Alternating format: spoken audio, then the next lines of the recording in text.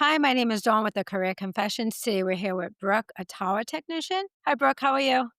I'm good. How are you? I'm good. I guess to start, we just wanted to ask what brought you into becoming a tower technician? Right. So for me, initially, I was working doing manufacturing as ambulances, and it was a kind of, I want to say it was monotonous for me. It was very, I didn't enjoy the day to day. So I was looking for something else, and I was like, oh, towers, that's pretty cool. And I went for a check climb, got about 200 feet in the air, and realized that I love it. And I've been doing that for 4 years, going on 5 now. Do you have to become certified in that, or is it just You do. So you go and there's a 90-day program that you do where you climb with someone and you're authorized, but then you eventually become a certified climber and you are certified in rescue. And that's when you're able to climb on your own and you know that you have the certificates to be able to rescue someone and get them down if need be. Those are the things. And you have your certificates for like RF and you need your OSHA and things like that. what's a typical day look like? A typical day is all over the place for us. So, I mean, one minute we could be on one side of the state and then turn around and head to the next side of the state. A typical day for me, it's 2 to 3 towers a day. Sometimes in the slower periods of the year, it's maybe one tower a day, but it's troubleshooting and doing those things, just going around and fixing the problems that arise. So what kind of problems? Like these are just all different types of towers, right? So this is like Right. So yeah, you never I like to tell people who's starting out like there's no two towers that are the same. Every day is going to be different. You have your self supports, you have your monopoles, and I think no one really notices them because they're so in the background of just their everyday life. But yeah, you have some that are just 100 feet, and then you have some that are way up there. I mean, they get up to 2,000 feet. Not necessarily for like the cell phone side of things, but for, like, broadcast and stuff, they get extremely tall, so, yeah. so it sounds really interesting. So how high have you climbed all the way to the top? I have so the highest I have actually climbed, personally climbed, is 700 feet, and when I tell you that wore me out, it was a hike is the best way to put it. Now the highest I've ever been was 1,000 feet, but I was fortunate enough to be able to take an elevator up on that. Believe it or not, the tower had a elevator, so, yeah. Yeah, I was just gonna ask you that. So you like you're physically climbing up the side of a tower. Ladders, right? Yeah, so there is ladders, and that's typically what you think of, but there's all kind of structures. Like your monopoles, they are a tall, skinny pole, and they just have pegs, and you're just going up the side of them in your pegs and your safety gear. You have a cable grab that goes up with you, and it's your lifeline essentially as you're climbing up. Now, some towers do not have those, and you have to hook and go, and it's a more of a tedious and tiring process, but typically you have a sleeve that goes up with you. That is your protection if you were to fall. Okay, so you're pretty much always protected if you were to Yes, ma'am, you're always 100% tied off. That is, you have to be that way. Now, do you get nervous or are you just, like, comfortable with it because 'cause you've been In there the for beginning, I was very scared in the beginning. I kinda thought, "What did I get myself into?" kinda thing.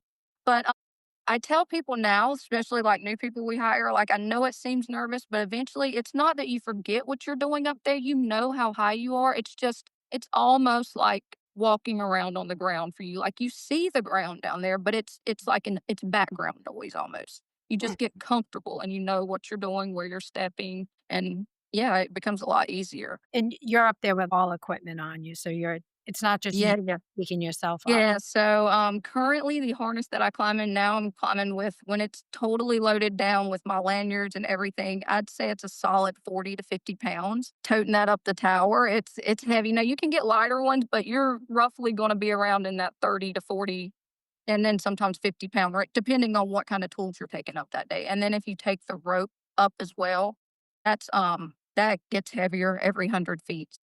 In the beginning, you said you went for so you go for a climb test on To see if you're comfortable with the heights. That's where you're at. You climb with someone who is certified with you. And then over time you go and it's just to make sure you're going to be comfortable up there Mhm. essentially is all it is. It's you don't do anything other than to make sure you're not going to freak out when you're up there. Yeah. You Because have we have people that do that. I mean, you think that you're not scared of heights. I didn't think I was scared of heights. I was like, "Oh, I've got this." And then the first time I think I was on a monopole, I sat there for a good 20 minutes. I was like, "I can't do this. I can't move." But I worked past it, got around. I had a great guy who was really He was very helpful and essential in, like, getting me to where I am now. So I think a lot of it is who you have working with you and Mhm. teaching you as well. Yeah, because 'cause I'm sure too you climb up, but then when you're climbing up and you're actually working, it's a little bit scarier because when you're climbing up, you can, like, hold on, but when you're up there, you're Right. not really holding on, right? You're just kinda harnessed. Yeah, like you're in your harness, you're out there, you're moving around, and that's where a lot of the fear comes in. On some towers, there's we call them a square boom. It's just Mhm. how it's built out. But you have to step out there, and it's that initial letting go of the tower to step out to where you need to be. That is a hard. I mean, it was extremely hard for me to get over. It's typically hard for anybody. It's that just initial, just it's one step, but you have to let go and go. I mean, that was probably one of my biggest hurdles to overcome was just stepping out there and letting go. You can't hesitate because it just makes it a little more dangerous. You have to commit and make the move. And just make the move. Yeah. Now, do you feel the field that you're in, there's a lack of or do you feel like the blue collar fields are striving to hire, I wanna say? Yeah. How I feel about it, I think and I know that this kinda goes with every blue collar job, but for this one in particular, I think it takes a certain kind of person to do it. There's just so many factors in it. I don't wanna say we have a high turnover rate, but you do. You have people who it looks cool, it looks like something you wanna do, but then you get involved and you realize, "Oh, this is hard. This is really hard." I mean, when I started out, I told my family initially, I left work crying a lot. I know somebody somewhere is going to judge me for that, but I did. I left crying a lot because I was like, this is harder than I expected. So you have to really be committed to what you're doing. And then you have to always be safety conscious. You're responsible for yourself up there. Do you see a lot of women in the field? No, think I ran into a total of 2, Or and I don't think I've ever met I worked with one female, and then she was from the military. She was a great girl. I love her to death. She just happened to move on somewhere else. But yeah, that I've never outside of that, I've never really met any females in the field. It's something I constantly hear, like, "You don't see many women climbers." So I watched, like, some of your videos and I was just like, "Wow, that's insane just to be up there." yeah, that's it's being up there and being it keeps your mind busy. You have to focus on what you're doing. And for me, that's a wonderful thing. And you're up there, you get to see the views, you get to see things that no one else gets to see. Just so many different things, so many sunrises and sunsets. They're the most beautiful thing you can see sometimes. I will tell anybody part of it is for me, I the climb is it that is my workout that gets my blood pumping. But when I'm up there and I'm working, now, if you're on the project side of things, you'll be up there with multiple people. But when you're on the maintenance side, it's usually you up there alone. And it brings me a sense of peace that I can't explain. Like it calms everything. Once I'm up there, I'm at peace with everything. It's just a peaceful place to be. The focus. You have to focus, but it's quiet and you're just up there and you're working and you're doing your thing. And then, as you're waiting on your health checks or whatever you're doing, you get to look around and enjoy what you see. So, do you travel or are you located in one area? I am fortunate enough to be local. I do get to come home most every night. The issue is a lot of times, sometimes I don't get home. I leave before I see my kids, and then I'm home well after they're in the beds. That's hard. I'd say that's probably one of the hardest parts for me is not being there at home as much as I would like to be. Do you work long days or Yeah, it's just I mean, sometimes I go out of town, but like I said, I'm very one of the few tower climbers that is very fortunate to be able to come home. Most people are out on the road sometimes 4 to 6 weeks at a time. I'm I mean, and those guys, hats off to them. I think that they don't get the credit and the acknowledgement that they deserve because I couldn't imagine being on the road consistently like that. I know they love what they do, but it's also you're living out of hotel rooms and Airbnbs. So it comes with its ups and downs. that was gonna be my next question because I see some fields, they're not acknowledged as much as they should be. Think with this and any of the guys that I work with, I think would agree with me on this. I think that you have to doing this, you have to take pride in what you're doing and know what you are doing matters because no one knows who you are. I mean, the only thing that people know is, hey, my TikTok's buffering or my Facebook's not loading or my call drops. They don't understand what it takes, the infrastructure, not just the tower climbers alone, the field techs that are out there on troubleshooting these things. There's a whole thing that goes into it, but we're kind of in the background. Mhm. It's kind of one of those things out of sight, out of mind. And we're such a small, I want to say niche industry. I don't think that just people don't realize that we exist, kind of. Honestly, see the towers, I never really think, like, someone has to climb them to fix them. Right. I mean, no one ever think like you just see them. They're kind of like, and I will always say, I thought that I noticed towers beforehand before I started climbing. Yeah. There is not a tower. I'll be going, we can go on road trips. I'm like, I've climbed that tower. I've climbed that tower. I've climbed that tower. I've been, and now my kids will be like, Mom, have you been on that tower? I'm like, Yep, I've been on that tower. It's Yeah. just, you don't think about the people who are going up there and servicing them and maintenance them and building them. Someone has to build those. Yeah. Yeah, we don't think of those, we just see them. It's Yeah. like, "Oh, there's a So, tower. yeah. Yeah, right, right. Can you I make think one?" I was on a tower the other day and, I was beside a school and there was a bunch of kids come out and I saw a kid doing like this and I looked and I waved and they just started screaming, wanting to have a conversation. That made my day. That was one of those things I was like, "Oh, that's cool."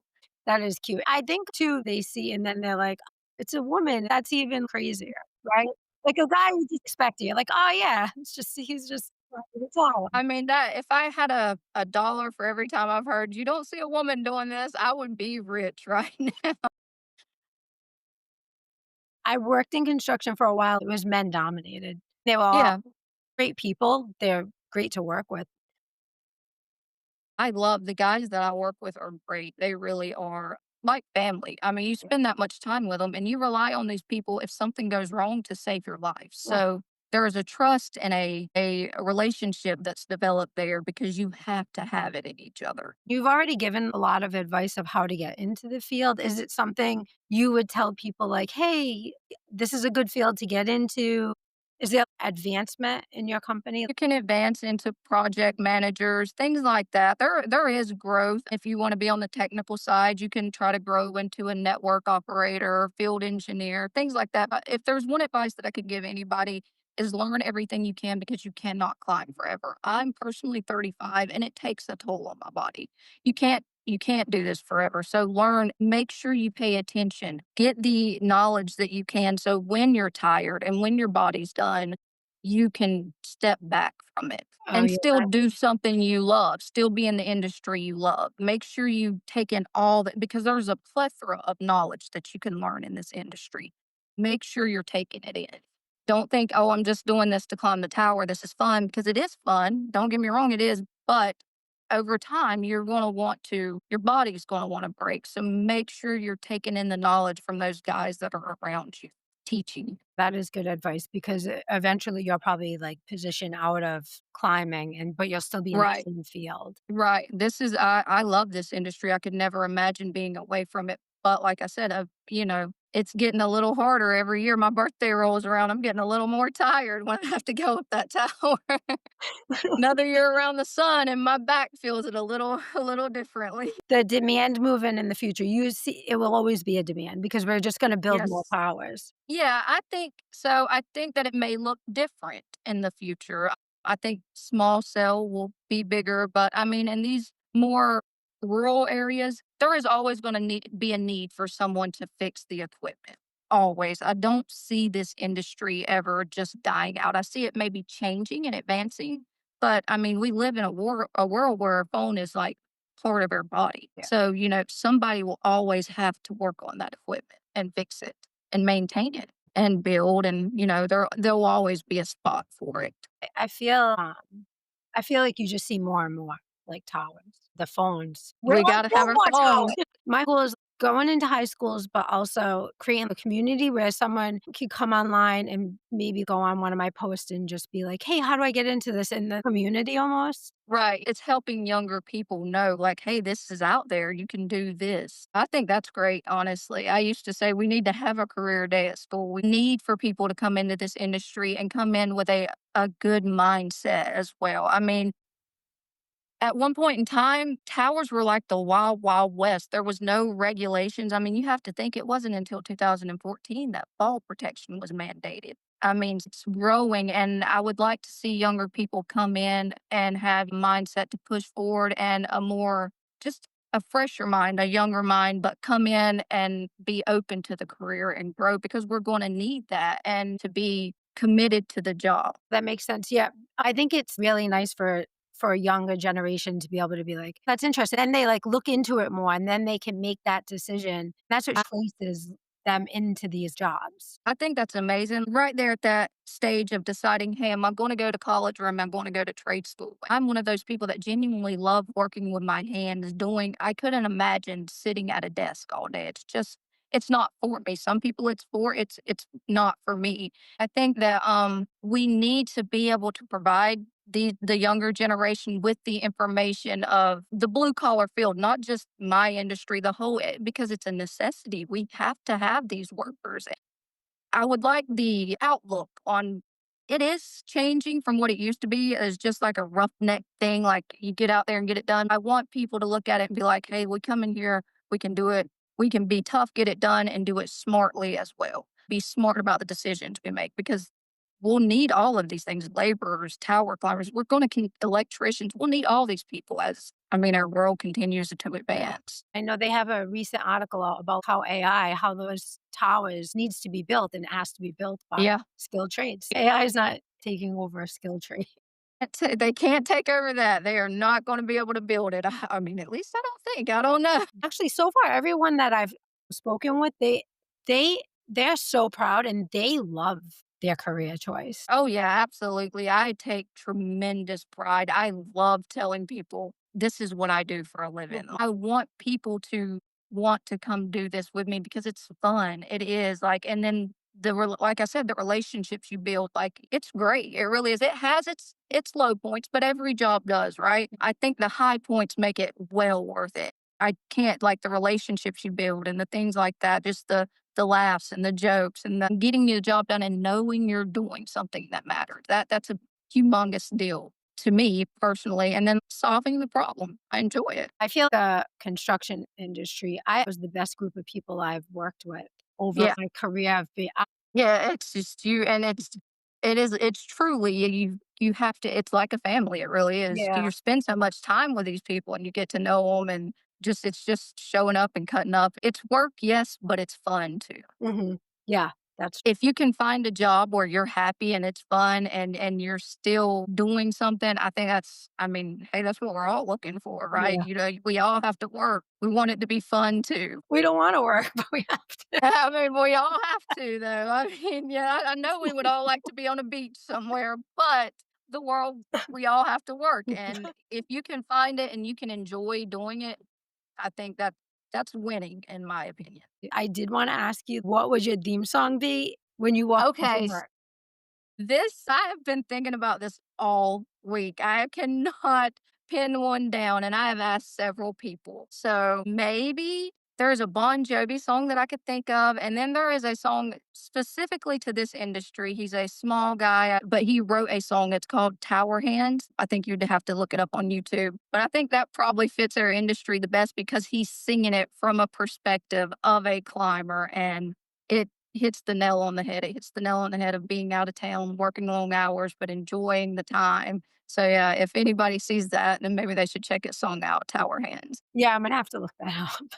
Yes, I mean it's just it's not a mainstream song by no means, but it is a great song for our industry. Usually, I throw that question in and I don't let them know that I'm gonna ask that question. I was like, I probably should because if someone asked me that, I honestly would be like, I wouldn't even know what song to I would be like, "What?" Yeah, I'm so glad I had an idea coming into it because all week I have told people, I'm like, hey guys, I really need your help. And everybody's like, I don't know, Brooke. I don't know. And I'm like, come on.